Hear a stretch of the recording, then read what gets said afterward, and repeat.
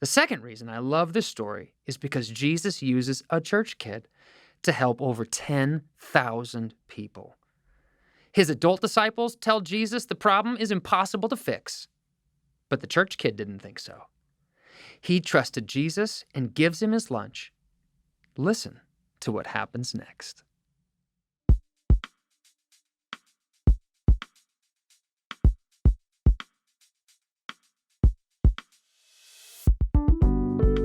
Hi again, it's Mr. Damon, and I am so happy to get to spend time with you. Before we get started with our story, why don't you ask your parent if they want to come and listen with you? I'll take a second and wait for you. Okay, got a question. How was your day today? Did anything sad happen today? If so, how did it make you feel?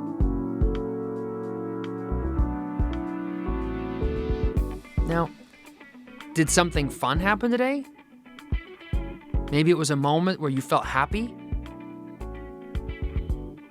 That's the best. You impress me so much. You made your way through tough moments, and you were still able to laugh and have fun. Do you know how incredible you are? Well, trust me. You are going to love tonight's bedtime story. It begins with Jesus standing in front of a big group of people. Everybody wanted to be near Jesus. People could see and feel God's love for them as they listened to Jesus talk, to tell stories, and watched him smile. On this particular day, word got out that Jesus was in town, and soon a massive crowd swarmed around him and his disciples. Disciples were just simply Jesus' 12 closest friends. Jesus taught the people as they sat on the grassy hill listening to his every word. They listened to Jesus from early in the morning until after the sun went down behind the hills. And by the time Jesus finished telling his last story, everyone realized that they had forgotten to eat that day. Jesus' stories were so good, they literally forgot about breakfast and lunch, and now it was dinner time, and their stomachs were gurgling. Have you ever heard your stomach go? Well, that's what theirs were doing. Now, this was 2,000 years ago, so there was no Uber Eats or McDonald's or any restaurants around to eat at.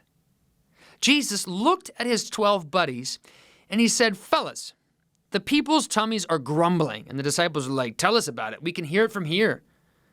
And Jesus told them, "Well, then I want you to give them some food." The disciples didn't know what to do. How are we going to feed all these people? We don't have any food to feed an entire crowd.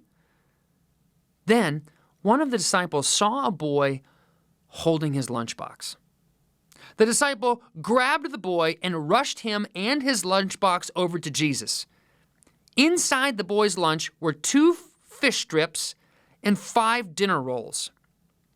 This was literally like a lunch big enough for one kid, not a stadium full of hangry people. The boy must have been excited to see Jesus, but he probably wondered how his little lunch was going to help the huge crowd. It seemed impossible. But here's a secret about Jesus. He never worries because he always has a plan.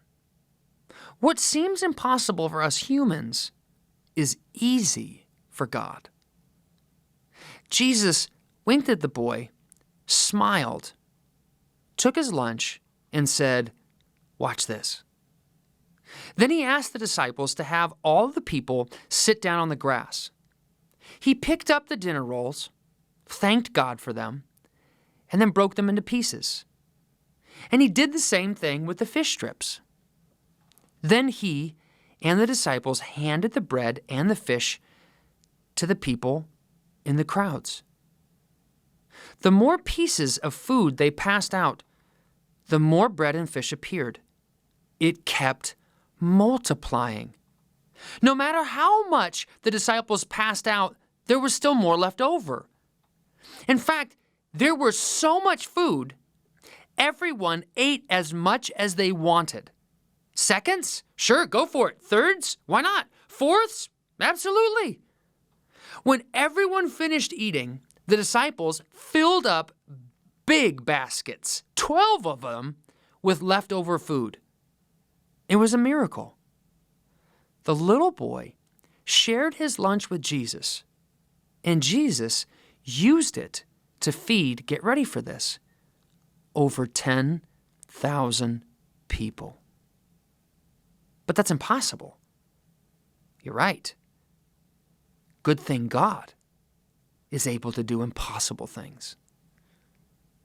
Do you ever think that you're not very important? I know I've felt that way. It's easy to think, Jesus really can't do big things through me. I'm not that big a deal. But just like he used the little boy and his lunch to feed a huge crowd, Jesus is going to use the little that we have to do big things. Big things to help others.